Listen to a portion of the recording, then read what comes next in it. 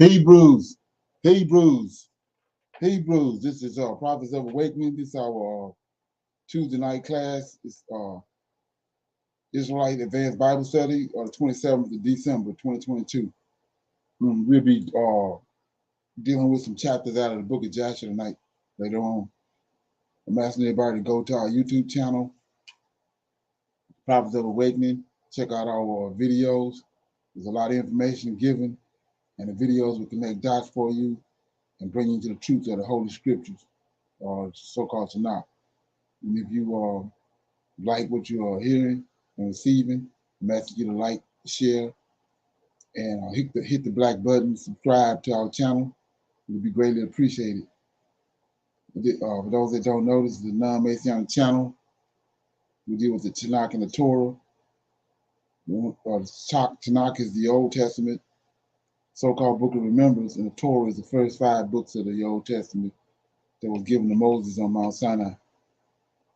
Shalom and welcome to Prophets of Awakening, and welcome to our Advanced Bible Study class. We're going to go ahead and do our normal, which is a moment of silence, prayer, Psalms, and then we'll do current events. And then we do a little need to know information, and then we'll go to some Q&A, and then we'll go into the topic of the class, which is we'll be reading out of the book of Joshua. So with that being said, this moment of silence is for Yahweh and the Lord of hosts and all that they're doing to bring about our prophesied deliverance from the land of our captives. O Lord, righteousness and uprightness belongs unto thee. Therefore, we come before thee at this hour, seeking thy face and looking for righteousness and uprightness, that we may walk before thee as thy servants David and Solomon, Samuel and Hezekiah did. For we desire to walk after thee, O Lord, to keep your commandments and your testimony and your statutes with all our heart and soul, to perform the words of the covenant that was written down by your prophets. O Lord, allow thy face to shine upon thy people, and hear our plea. Hear and do, O Lord, and hide not thy face from us any longer, for we need you so very much at this hour. Peace be unto you. Okay. Let me read a psalm. Okay.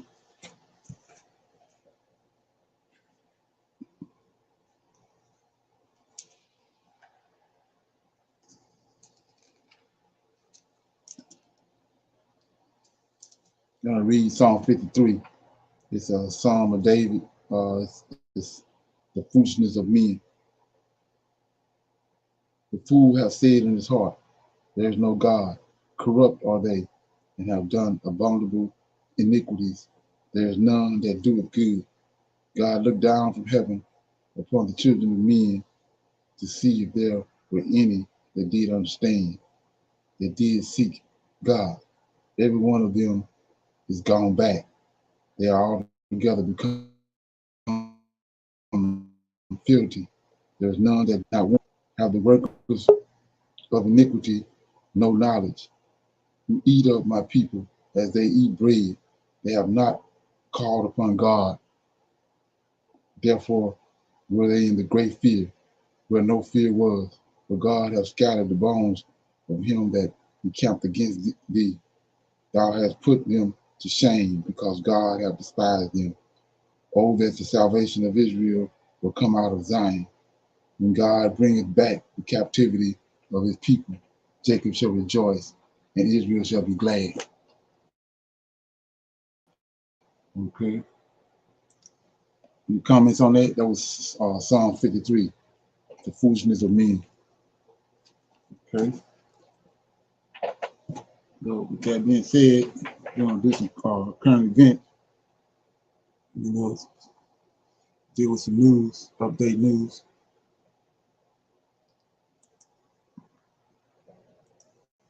Rising from that brutal holiday storm, now over 50 people are reported dead.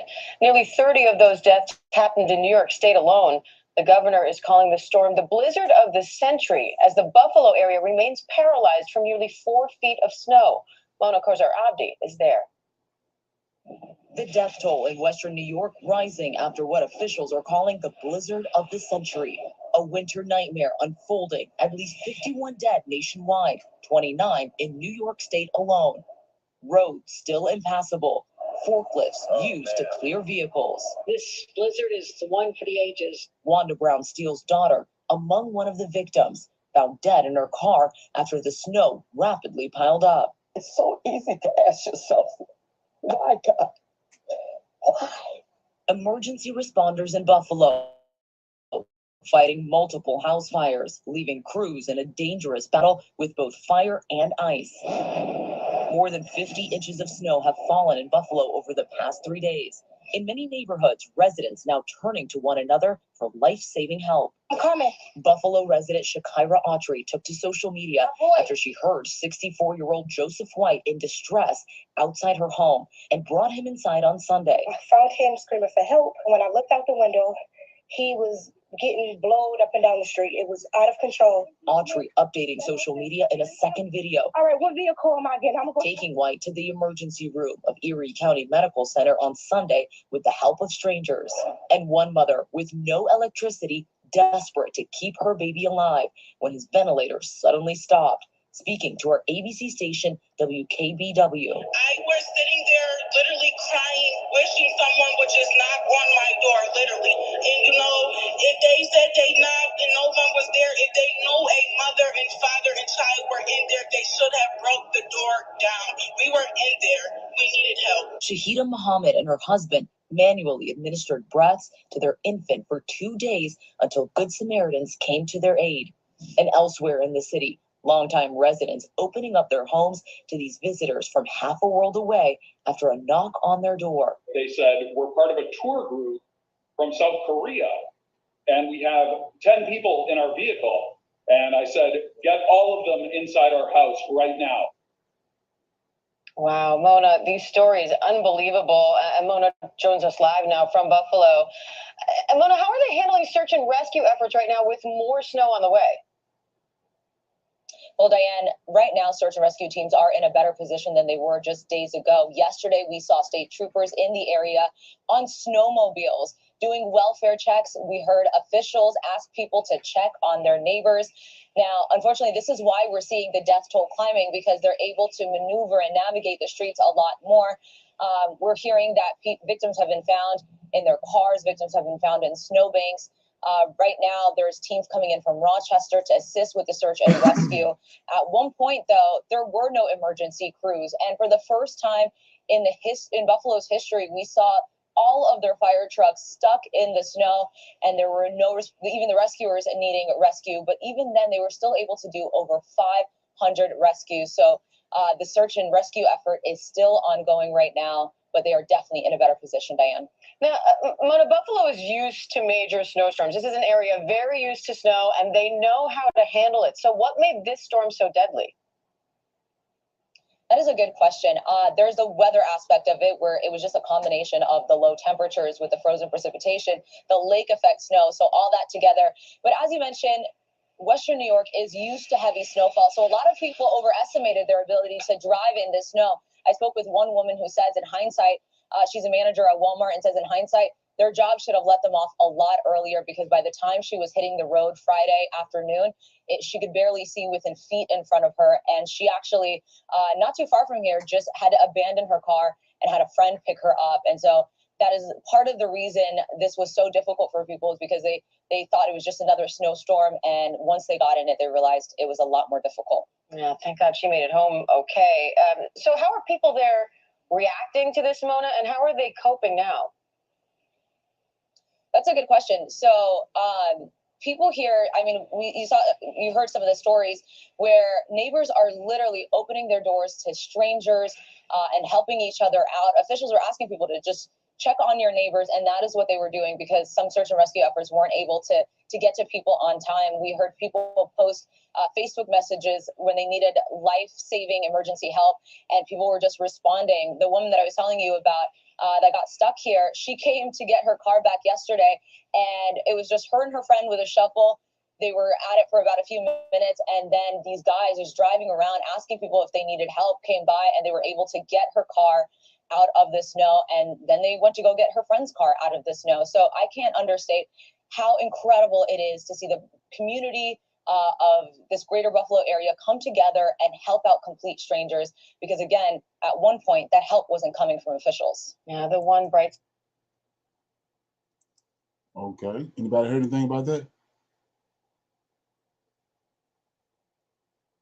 Yes, I did. And I was hearing today they were saying that, a lot of the homeless people too that was not able to, find shelter and things like that, that they're thinking they're going to be finding, more bodies on the streets. Right. Yeah. It said it's the worst ever. Yeah. New York had some storms, but to say the worst ever, let's see. Right. It is. Okay. Got another one right here.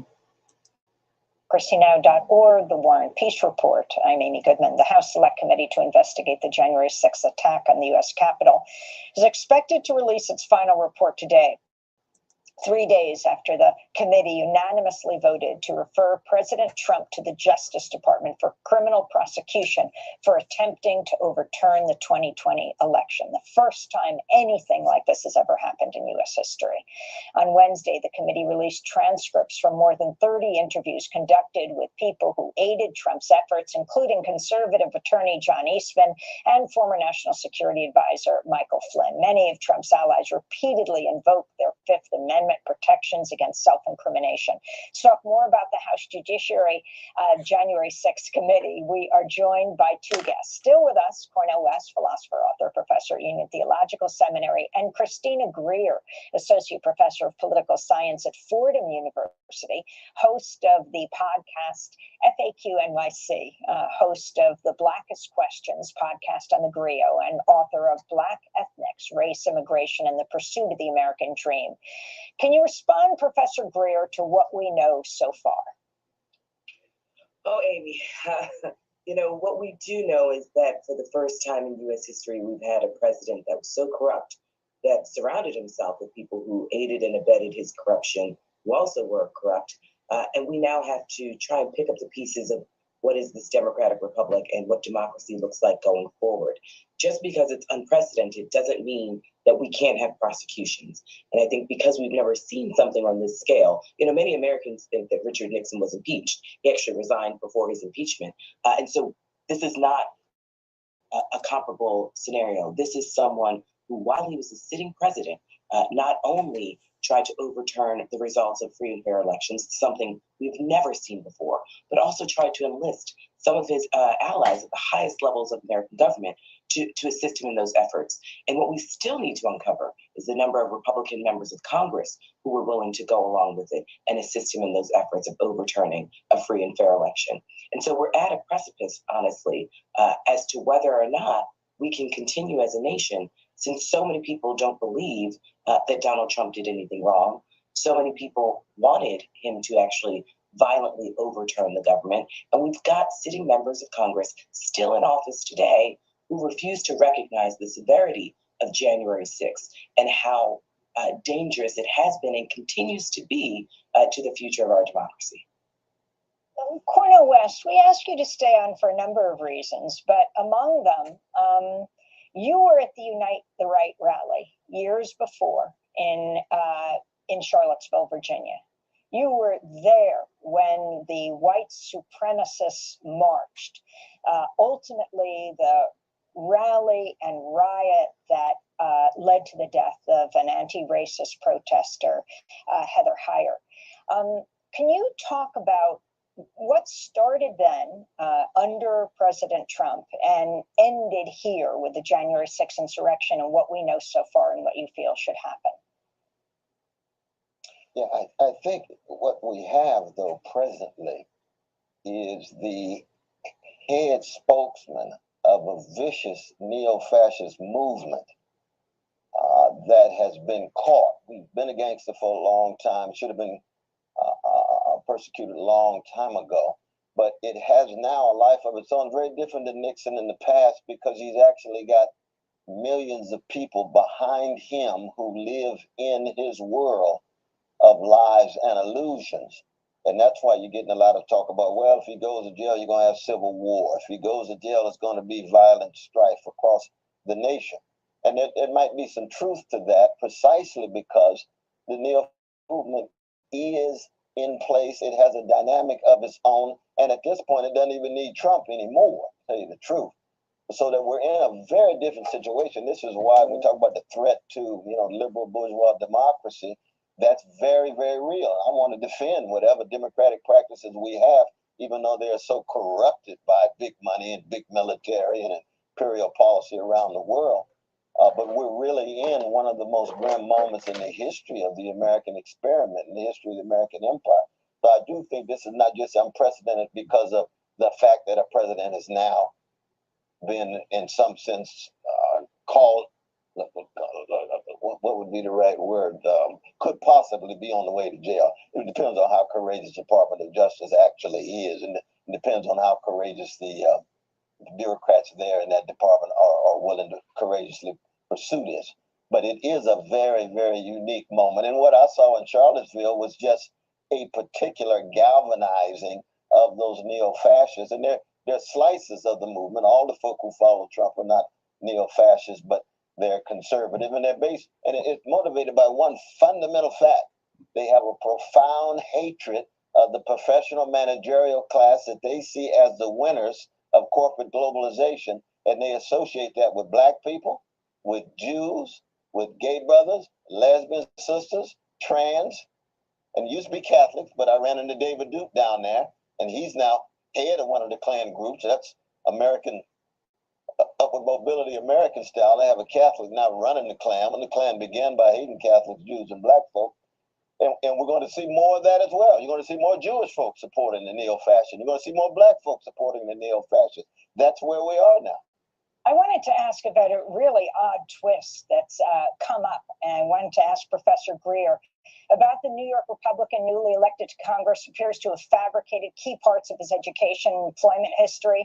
That's according to investigation by the New York Times. Congressmember-elect George Santos lied when he told voters he worked for Citigroup and Goldman Sachs. IRS says the animal rescue group that he claims to have led, called Friends of Pets United, did not file any records indicating its tax-exempt status or that it existed.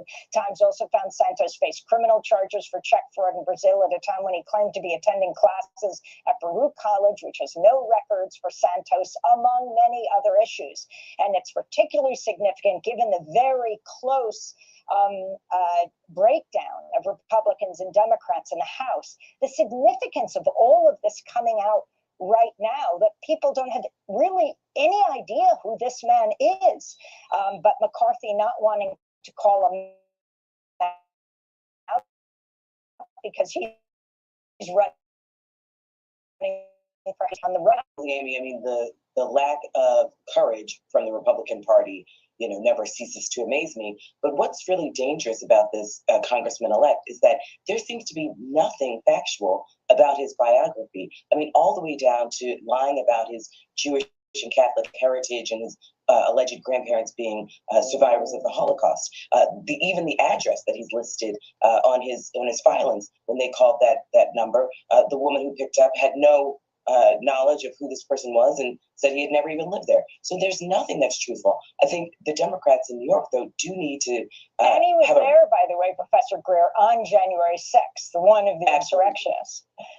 Absolutely. But I think the Democratic Party obviously needs to do a serious introspective reshuffling as well. We can't keep paying Washington, D.C. consultants to run campaigns when we need some grassroots, investigative reporting, obviously, as to this is a candidate who, this isn't his first time running. So these things are pretty obvious. I mean, we have technology, and I think the Democratic Party really needs to think about how they connect to voters, but also how they communicate a message when they're running against someone who's obviously such a corrupt candidate and was able to ring the alarm for Republican voters. And as Professor West has stated, so many members of the Republican Party, not all, but so many members are either part of the fascist agenda or they're willing to go along with it. And that's just as dangerous.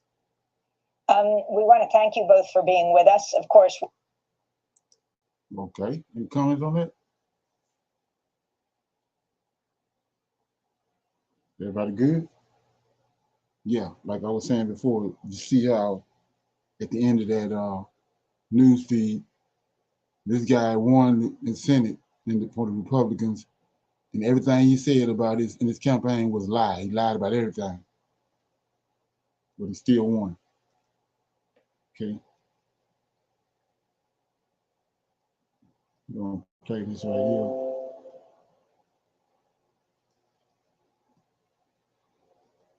Okay.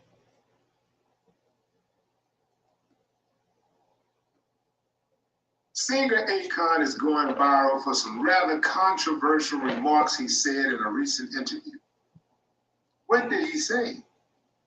Well, Akon, who reportedly has 4 wives and 9 children between them, says that he 1,000% supports Nick Cannon's decision to have 12 children and 7 different baby mamas.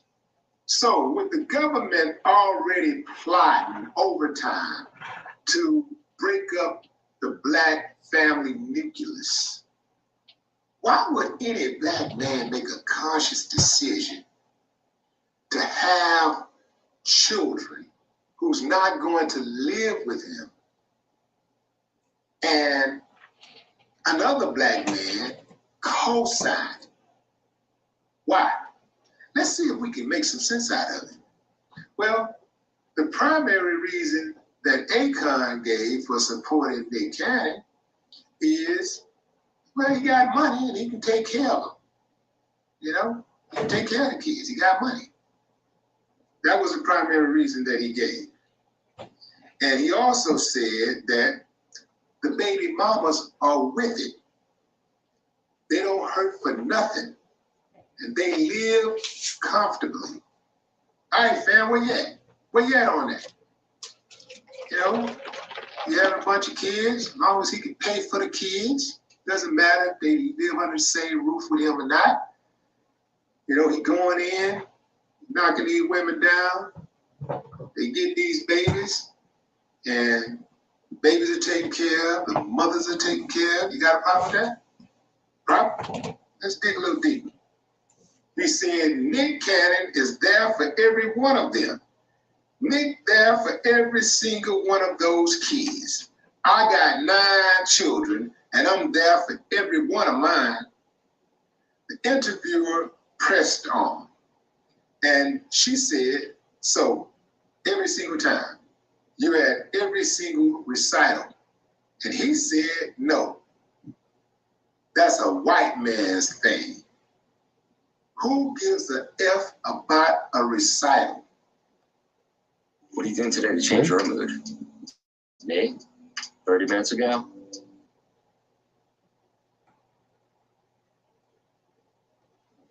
I don't know. Maybe the kids.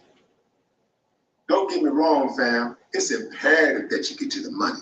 I mean, at the very least, you got to get to the money so that you can provide for these babies that you brought into the world who had no say-so in the matter.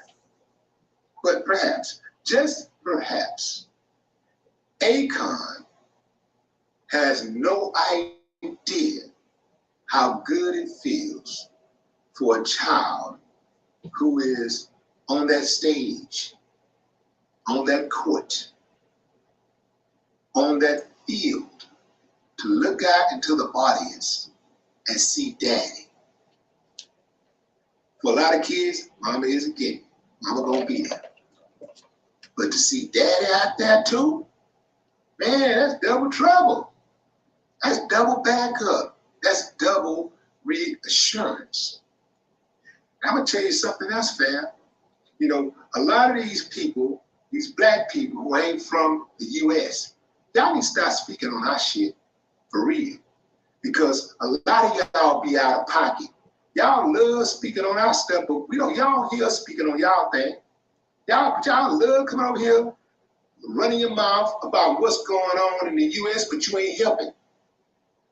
You like to talk down, or you like to try to put your ideologies, your traditions on us. Man, we dealing with a whole different animal over here. Now, I don't know about Senegal, But I can tell you all about growing up in a fatherless home in the United States. I'll go as far as saying that if my daddy was in the house with me, I would not have been in a rush to try to become the man of the house. I wouldn't have been out there doing things that men are supposed to do. Trying to earn a living. I'm so young, I can't really get no job. Nobody want to really hire me. I can't work but on the weekends during the school season. I work on the weekends with my godfather cutting grass, but during the week, sometimes was no food. So here I am feeling like I'm the man of the house and we ain't got all the bills paid. I got to do something. So I try to go out there, get it, and come back with it. Get myself in a jam. Now I got a jacket on my back. I got a record, a criminal record, trying to fill the shoes of my daddy. Also, you got a lot of youngsters who mama tell them, well, you the man in the house, and so they start doing everything a man do. Having sex, babies, arguing with their mamas like their mamas or their girlfriends or wives, cussing, drinking, smoking, all that stuff. When you dismiss children's feelings, you end up with school shooters. You end up with girls selling their bodies. You end up with your boys running the streets and joining gangs and robbing folks, sticking guns in folks' faces. You end up with your child somewhere in the gutter with a needle in their arm, OD'd. You end up with them sniffing cocaine and all kinds of things. You end up with them jacking people for their cars. You end up with them having mental disorders. Just about every survey that has ever been conducted on the subject has concluded that there is a direct connection between children who have their fathers in their lives, present and available to them on a day-to-day basis, and their life success, their mental health, their ability to have healthy relationships. It all goes together. So when you hear somebody like Akon, especially, who has such global influence, a lot of people listen to dude. You know why? Because he got money, because he's successful. People listen to people that got successful. They think, well, damn, if it's good enough for him, it's good enough for me. Especially if they look at him like an idol or something, like that's one of my guys. Oh, I love Akon. Like, if they're a big fan, they may really be invested in his opinion. So it ain't no situation where, where, man, that's what they want to do, that's what they don't hurt me. Yes, it does, man. Because guess what?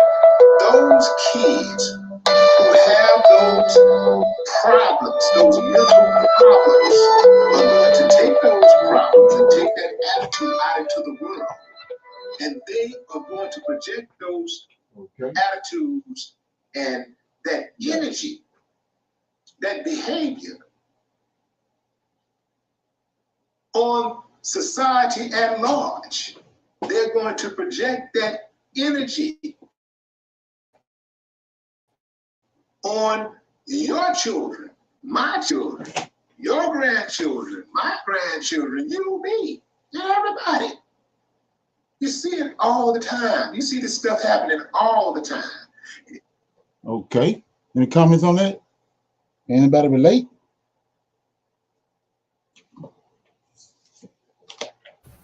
Well, I had my mom and my dad there, so I was fortunate and blessed with that. But it just seems as though they're feeling like what you call it, this transactional purchase love is better. Like I don't have to be there as long as they are being provided for. you know, but it's more, you know, to it than just that. You know, I think you see a difference when you are raised by your mother and father, when you have both of them in the home. And if not, at least the children still has a great connection, you know, with mom and dad. It makes a big difference. Right. Yeah. Yeah. I think you made a good point on the fact that you got these outside entertainers coming over here that's not from America, making bold statements about people that was raised in the situation that's going on with us and here in America, especially with Black America, because we are unique situated, or we are unique people, and we in a unique situation. We got a unique history. So it's like only people that came up and involved in what's going on can actually comment on that or make some kind of statements pertaining to it. You can't come on from the outside and come in and making bold statements about things that you don't really know nothing about. So I thought that was kind of profound. And what right, and what he was saying, just it doesn't make any sense. You know what I'm saying? Like if you are in your right mind and a great person, what he's saying out of his mouth just does not make any sense at all with the way things should be. Like he got it all twisted. Right. Right. Exactly. Okay. So I don't know if nobody heard about this. This is some little need to know information. I don't know if anybody heard about it, but we're gonna play it. You probably want to do some research on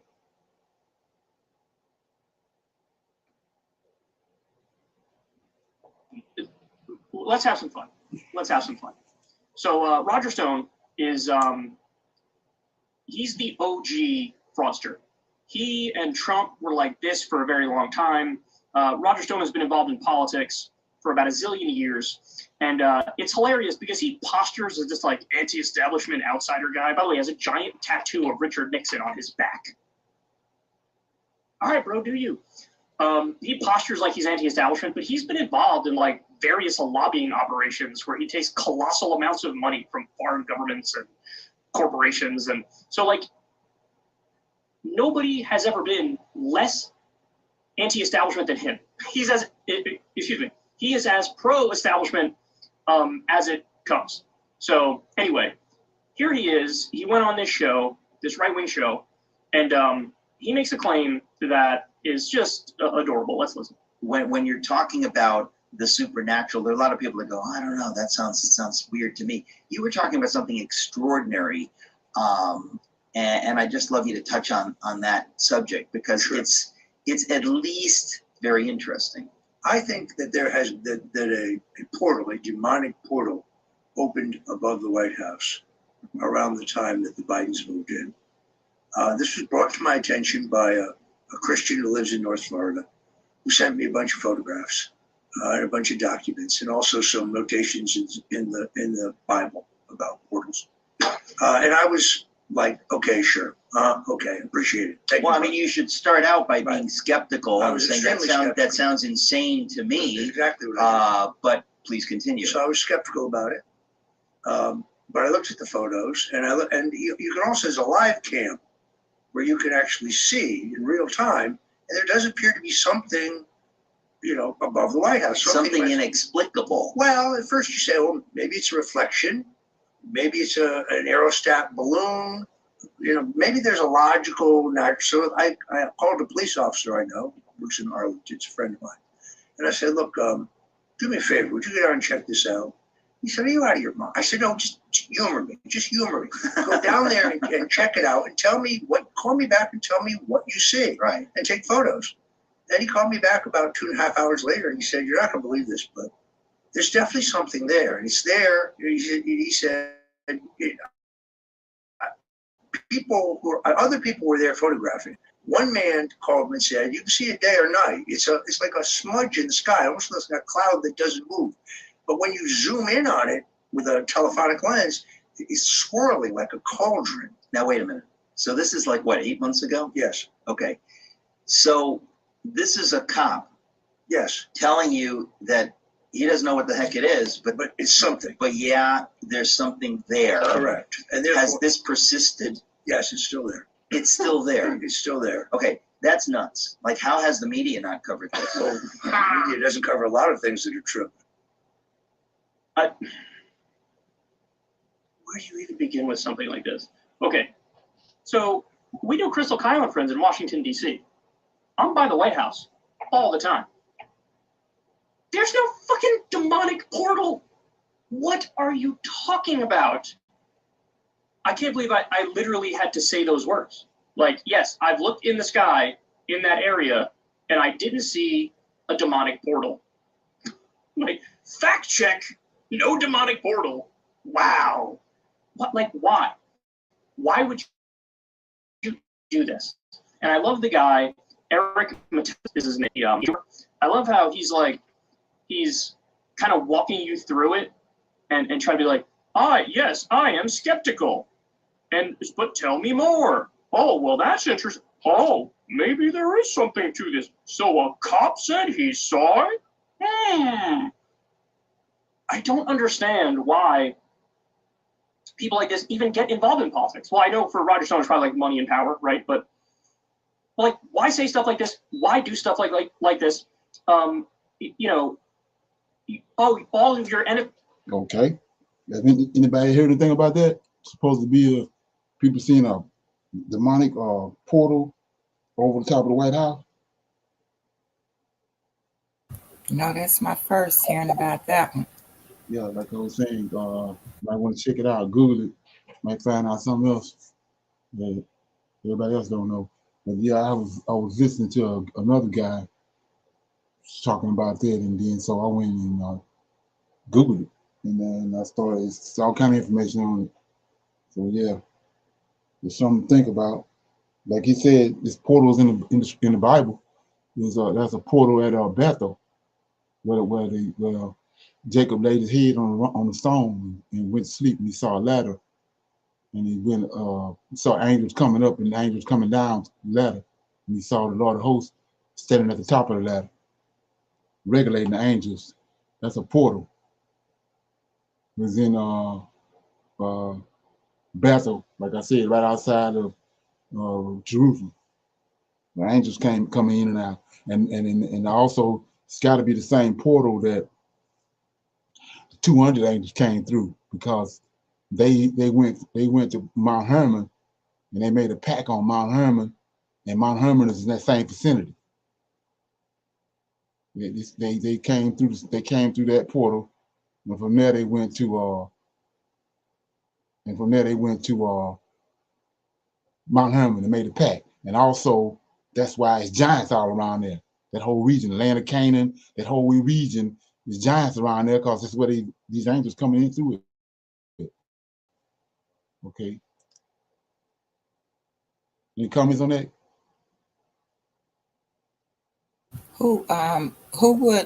What channel was that video on? Which one? The one you just played. About the portal of Secular Talk. But okay. It probably got something better than that one. Just right. Go to Google. Just go to Google and type in portal over the White House. Right. Okay. Thank you. Right. Yeah, I mean, so this right here saying, can the scripture be presented that show the Most High mentioning JC? Everybody on this line already know JC is a fraud, bro. Okay. All right. So with that being said, I'm going to open it up for some Q&A. Anybody got any questions or comments? They got anything they want to talk about? They want to bring up questions?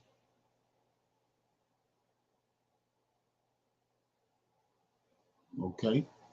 I'll play this right here. I'm quite sure I'll get some feedback from this. Okay, let me get it.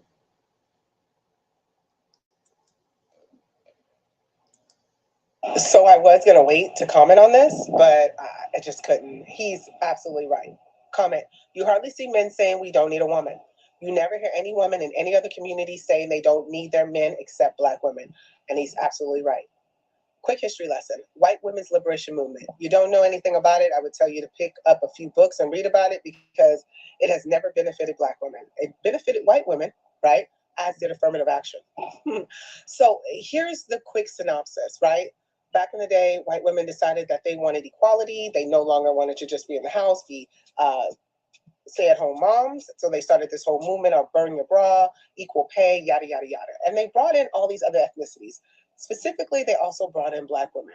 Now, here's the thing. Black women took that movement and compounded it on steroids.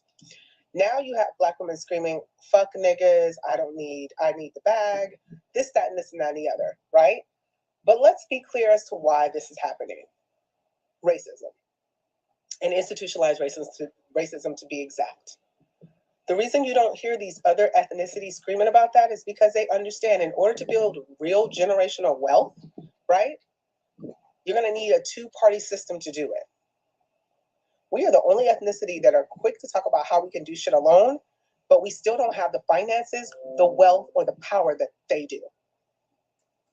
Just take a moment and simmer on that. That is why, almost 200 years after slavery, and I understand, right, things like racism and other things have caused us to continue to be an issue, but we're making the work easy for them by saying things like we don't need one another, by saying fuck niggas, fuck bitches, go get the money. Money is great, but guess what's even greater? When you can build together.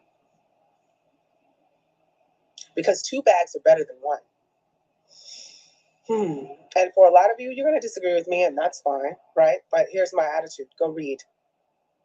Go read about the white women's liberation movement. Go read about how this racist institution caused Black women to be single mothers and still to this day, the least desired of all the ethnicities and the least likely to be married. You're making it easy for them, sis. Here's my advice. Work on yourself. Vet better.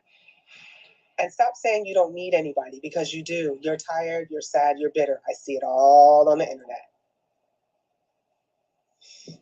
That's my comment for the day. Let's dish.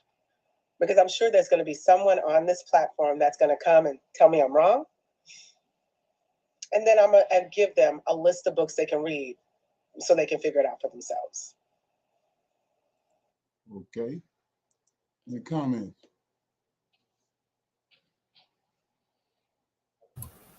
They have destroyed us. We are just way off the charts when it comes to that. I totally agree with her saying that it's the Black women that continue to say they don't need a man. You know, I'm independent. You know, I got a degree. I got my car. I got my house. I don't need no man. You know, that's all you hear. And I was watching a sister today that was explaining how they destroyed the Black family structure. And I'll share that in Messenger with everybody else. But everything she was saying is so true. And we got a lot of work to do, sisters, because we need our Black men. Right. Willie D, the guy was just talking, he was kind of hitting on that situation. But like I said, one of the things she mentioned was about the women's live movement, which when you go back and do research on that, there was three Israeli women that started it. They started it at first, and nobody wasn't going for it. Women wasn't with it, and then they came back again. And next time they had this Black woman with them. There was she was a well-known singer. I can't remember her name, but they posted her on. They brought her on the scene, and that's when they took they caught. And then after they got it going, then they stepped back because, like you were saying, it was they already had white privilege. Right. They just drug us into it. And another thing about that too, I was watching Thoughts Camera Action. He just did his latest video on gender vision, gender investigation, where he's trans investigation, where he's investigating this trans movement and You gotta watch it. Just check it out. So showing how all these women ain't women. They they trans, and so if you sitting there watching a lot of the shit they doing, that's irregular because they're not really women. And you sitting there gauging what they saying off and what they doing, and it's like the Most High said, it's contrary to the things they're doing and the way they think is contrary to nature. They ain't right. But they're gonna make you think, or make you believe and force it on society as if that's normal, but it ain't normal. It's against the creation. And like I said, if nobody never heard it before, that's why he had a problem with the angels. When them angels came down and they started interbreeding with mankind, having sex with those women, they started having giants. What people don't understand is they had giant women too. And they have giant, half angelic being, half human. And that's not a good mix. You can't mix that. It's like mixing diesel fluid and Purex. You can't mix that. That's where all these defects coming from. It's coming from that. And like I said, not only did they have giant men, the giant women was born. And then, like for example, Esau. That's what Esau married. When it said Esau married women from the Canaanites, he married giant women. That's how he got the boys. He got Amalek. Amalek was a giant, a tall, and Zephno.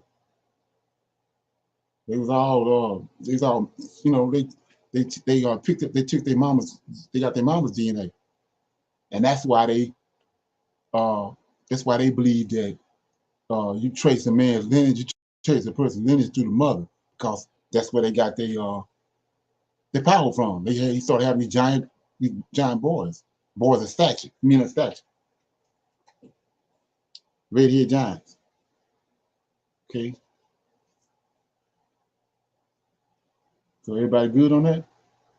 Any comments?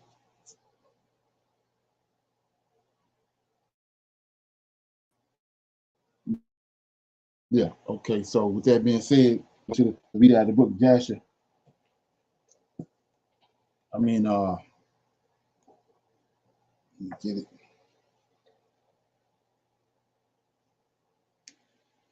Okay.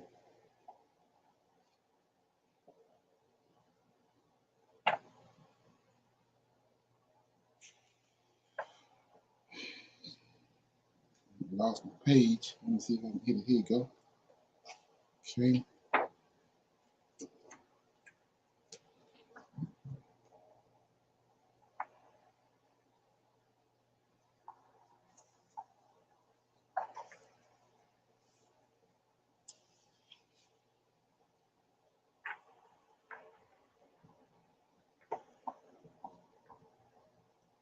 Okay. I'm in.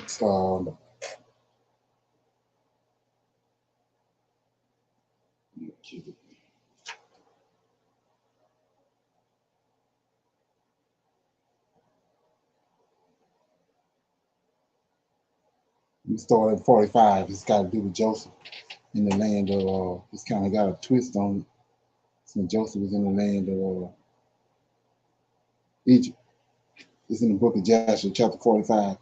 And it was at that time in that year, which is the year of Joseph going down to Egypt after his brothers had sold him, that Reuben, the son of Jacob, went to Timnah and took unto him for a wife Eliram, the daughter of Ava, Canaanite, and he came to her and see what it says, Joseph.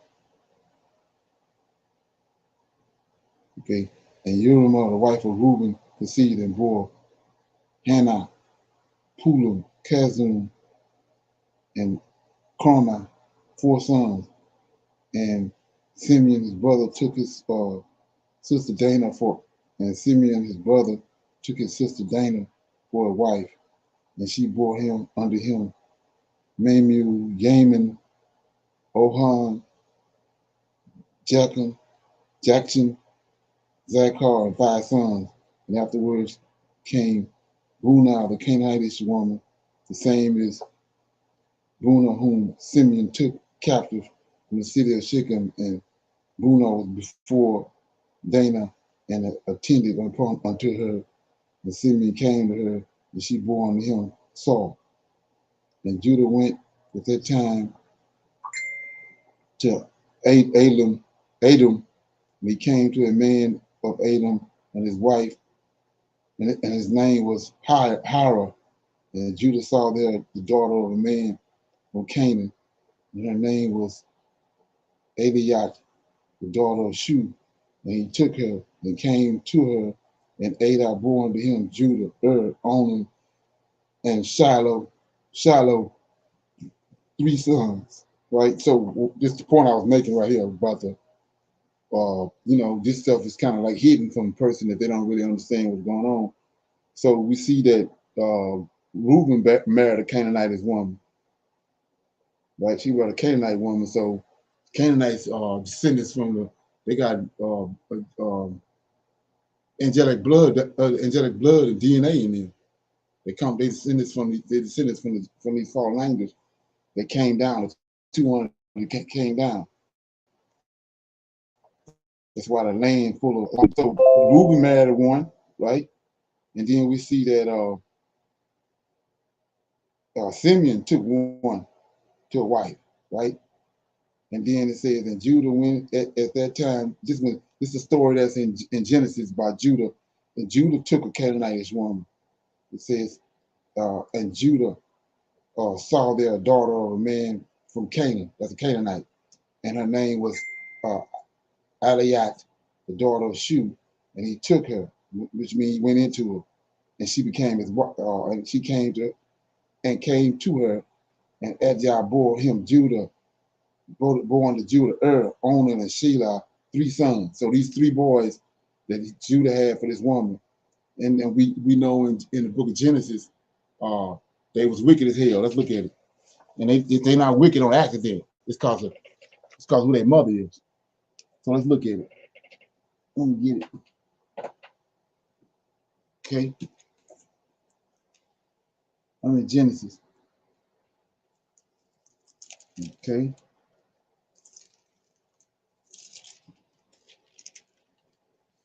Let me get that right quick.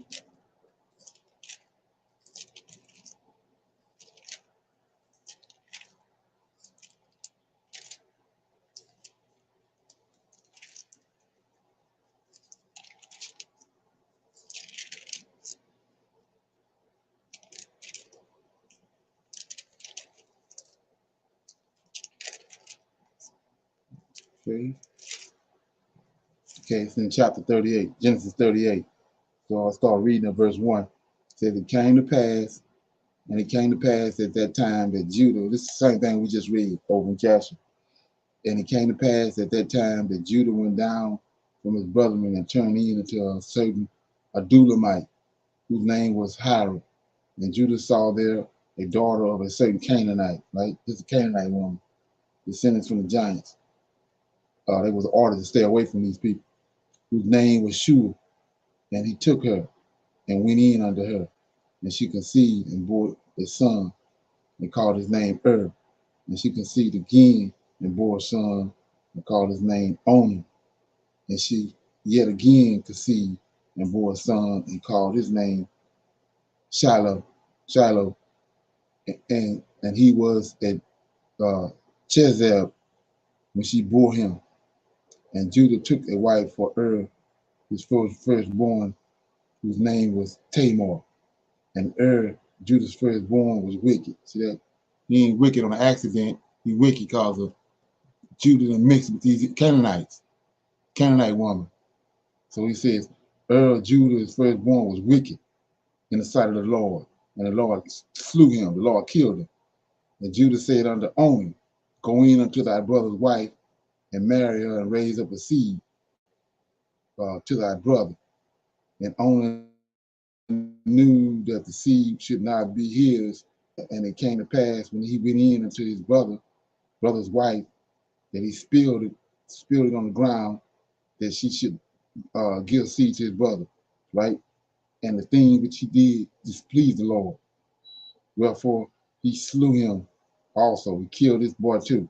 Two of the boys. He got 3 sons. He killed 2 of them already. The Lord, not David or nobody, but the Lord of hosts killing him. 11.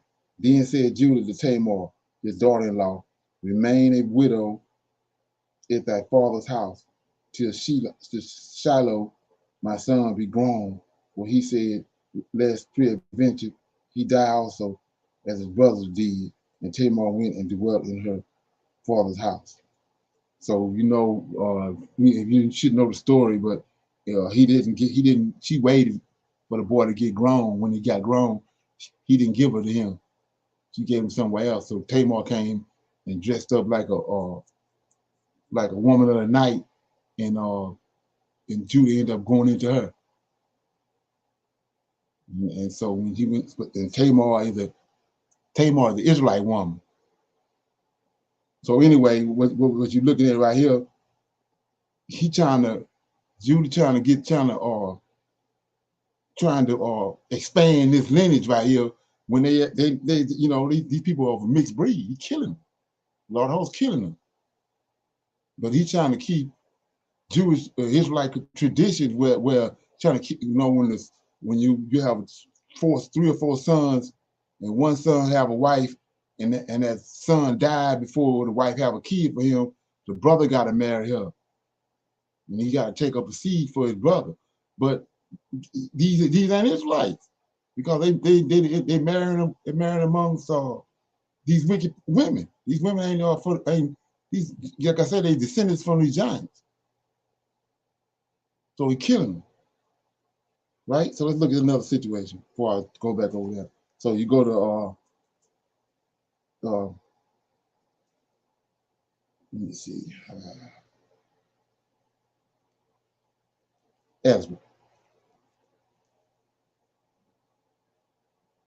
Go to Ezra, and so this what we're looking at right here. We see Judah way back with Judah. He started it. So this how it ended up. And then you'll see why Israel stayed in trouble so much with the Lord of hosts.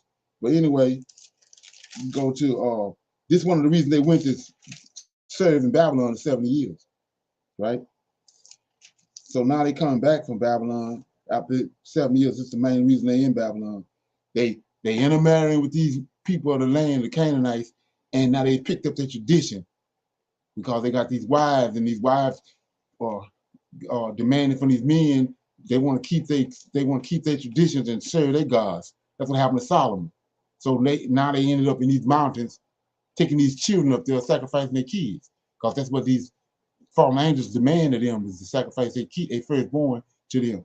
So we get to Ezra, and they coming out of Babylon, right? Ezra come from Babylon after 7 years. I'm picking it up in verse 10. When we see they come right back with the same stuff. Ezra chapter 10. Now, when Ezra had prayed, and when he had confessed, weeping and casting himself down before the house of God, there assembled unto him out of Israel a very great congregation of men and women and children, for the people wept very sore. And Shemaiah, the son of Jehu, one of the sons of Edom, answered and said unto Ezra, we have trespassed, right? We're going to see what the trespass is.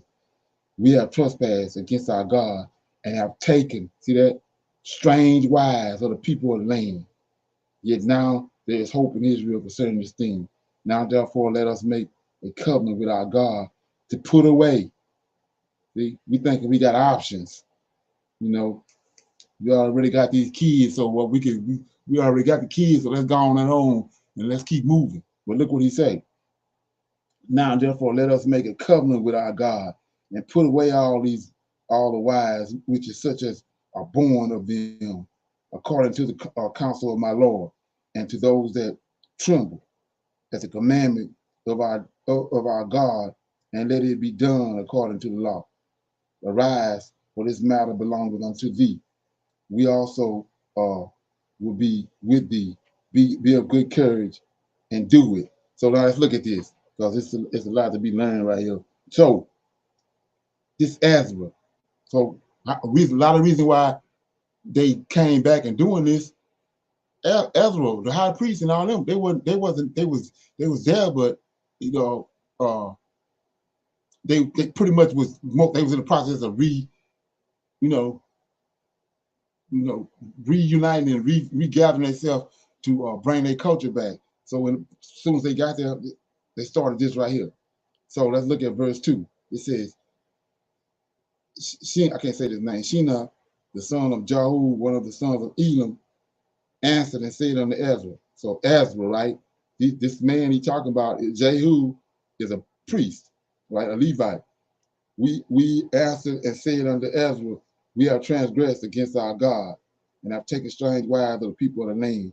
Yet now there'll be hope in Israel concerning this thing. So he's saying it's hope now because Ezra there. Not Joyce Myers or Paula White, but he said because Ezra, he said, we have trespassed against our God and have taken strange wives of the people of the land. Yet now there is hope in Israel concerning this thing, because Ezra there. Now watch this. 3. Now therefore let us make a covenant. Watch this. Let us make a covenant with our God to put away these strange wives and such as be born of them according to the counsel of my Lord. Lowercase. That's Ezra. See that? So all this drama right here is Ezra's responsibility to deal with it. So verse 3, now, therefore, let us make a covenant with our God and put away all the wives and such as are born of them, the children too, according to the counsel of my Lord, Ezra, and of those that tremble at the commandments of our God, and let it be done according to the law. Arise, for this matter belongeth unto thee, Ezra. We also will be with thee, Ezra. Be of good courage and do it. Then arose Ezra and made the chief priests, the Levites, and all Israel to swear that they should do according to the word, and they swore. And Ezra rose up from before the house of God and went into the chamber of Jonathan, the son of Elishibet. And when he came thither, he did eat no bread nor drink water, for he mourned because of the transgressions of them that have been carried away. So let's look at it. We go back to Exodus, right? Quick. Exodus 23, right? We look at Exodus 23, and we see right here. 23 and verse 20. So the Lord hosts, Yahweh on Mount Sinai, he tell Moses, behold, I send an angel before thee, keep thee in the way, to bring thee into the place which I have prepared. 21, beware of him. Beware this angel, obey his voice, provoke him not, for he will not pardon your transgressions, for my name is in him. So we see right here in this verse, a series of verses, this angel is overseen. So guess what? That's why he took the Levites to himself. This same responsibility that's on him, is he laid it on the priests and the Levites. Like I said, not Paula White and Joyce Myers and Juanita Bynum and all them. He laid on these Levites right here. So Yahweh laid it on him. He brought the Levites to himself and laid it on them. So you get over here back over here to verse 10. Ezra chapter 10, verse 6. I'm gonna read it again. Then Ezra rose up from before the house of God and went into the chamber of Jonathan and Elishibet, the son of Elishibet. And when he came thither, he did eat no bread. He did eat no bread nor drink water, for he mourned because of the transgressions of them that had been carried away. It's on his back. Ain't on nobody else's back. It's on Ezra's back. And Ezra got the priests and Levites with him. It's on their back. Okay. Now let's go back over here to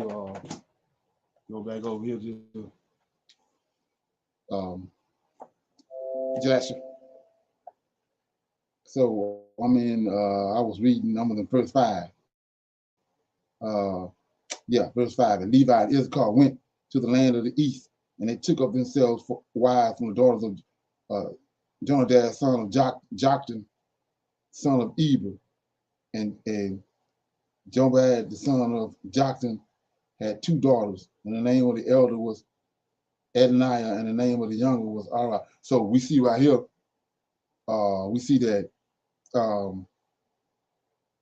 Reuben took a Canaanite woman, Simeon took a Canaanite woman, right? Judah took a Canaanite woman, but it said Levi and Issachar went to the land of the east. Let me break that down. So just another one, like I was saying, I'm trying to give you as much information as I can so that when you read these scriptures, you able to connect the dots. So they went to these 2, Issachar and Levi. Now you starting to see why he took Levi to himself. There's a reason he took Levi to himself. So I'm over here in Genesis.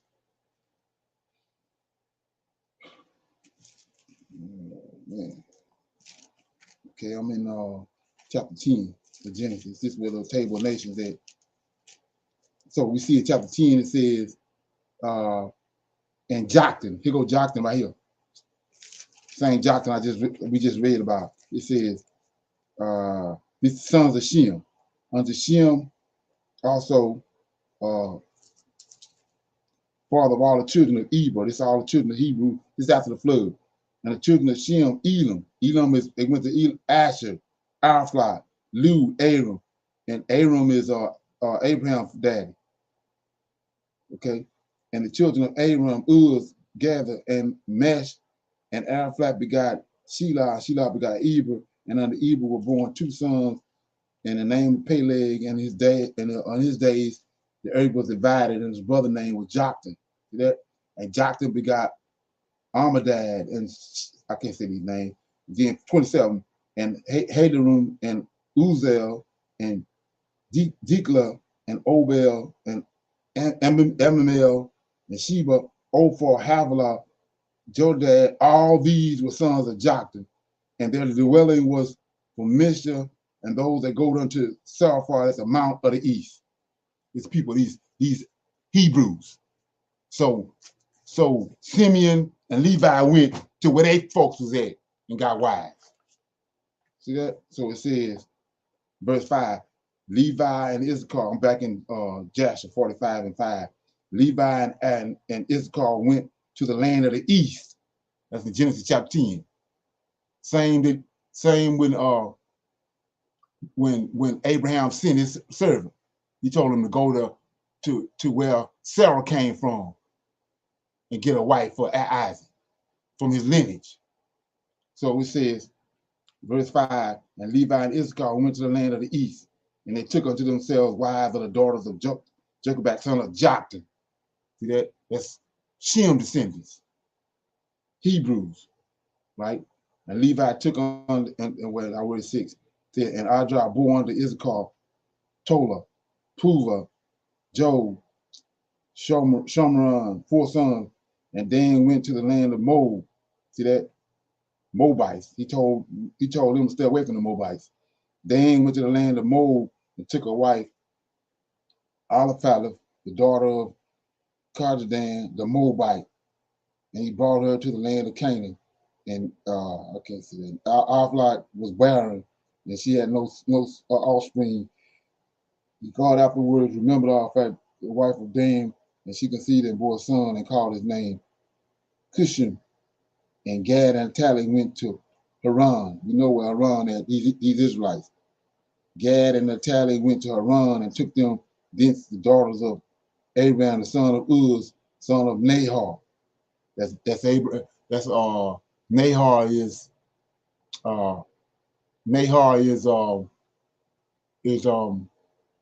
Abraham's uncle. Let's look at it. Go back to Genesis chapter 10.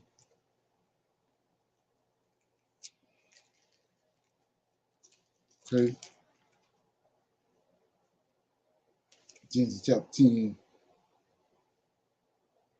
Let me get it.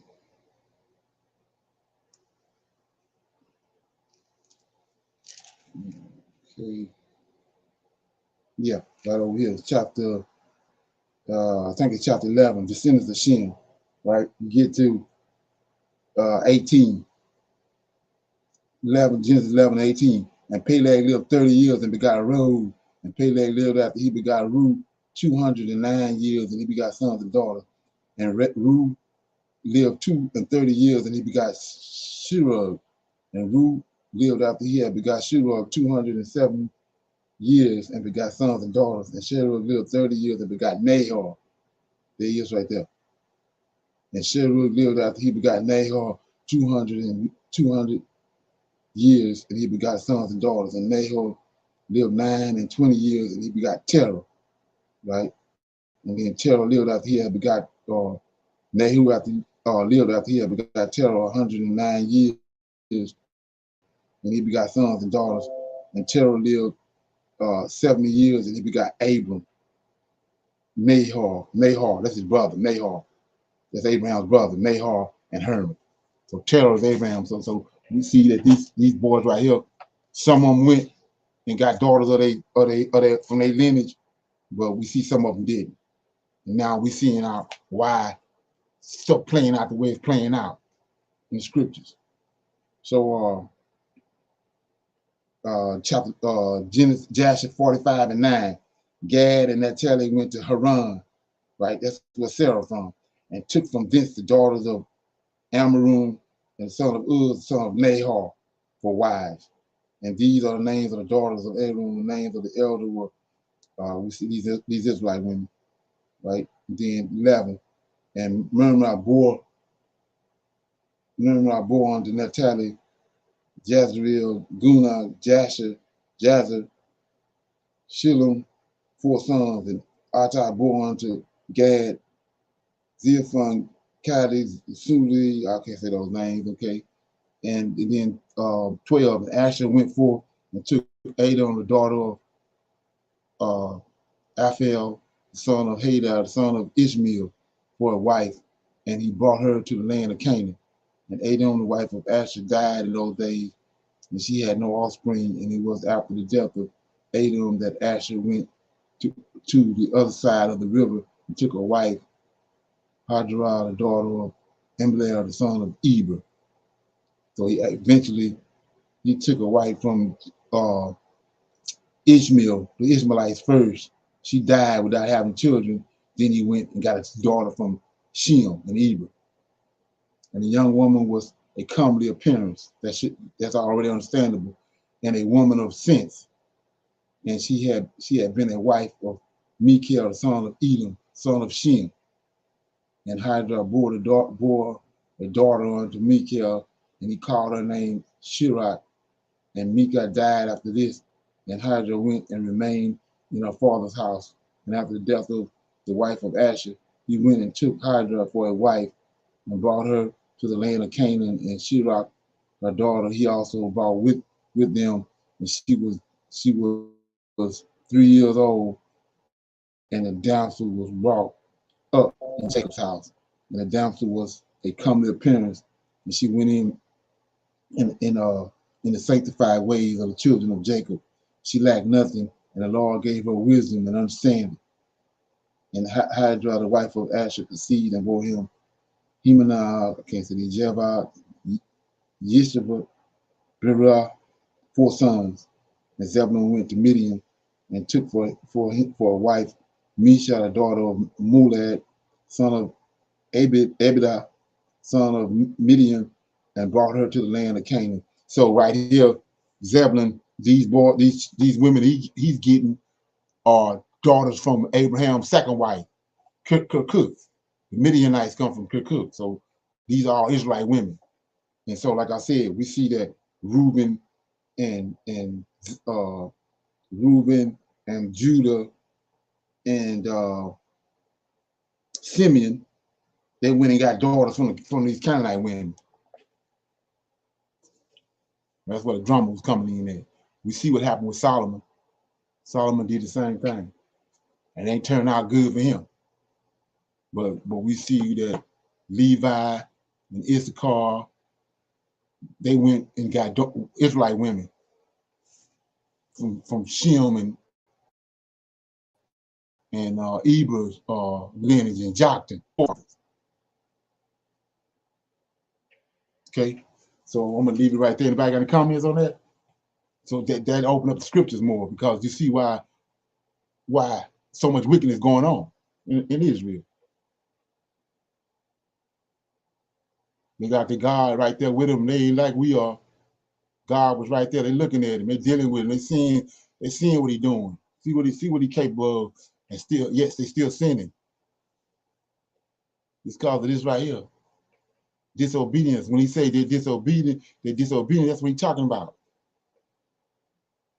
They starting out on the wrong foot. So now they start interbreeding with people here they have no business breeding with. Okay. Any comments on that? On anything you just heard? Is it making any sense? Yes, it is. Okay. Yeah, you can go back and look at it and check it out yourself. But like I was saying, we fumbling with this stuff because we see the Lord himself was killing these boys. You got something going on that we don't know nothing about, because he killing them. You know, just imagine if he's doing that now. We have dead bodies all over the place. People be shut up in their houses, scared as hell. Ain't that something?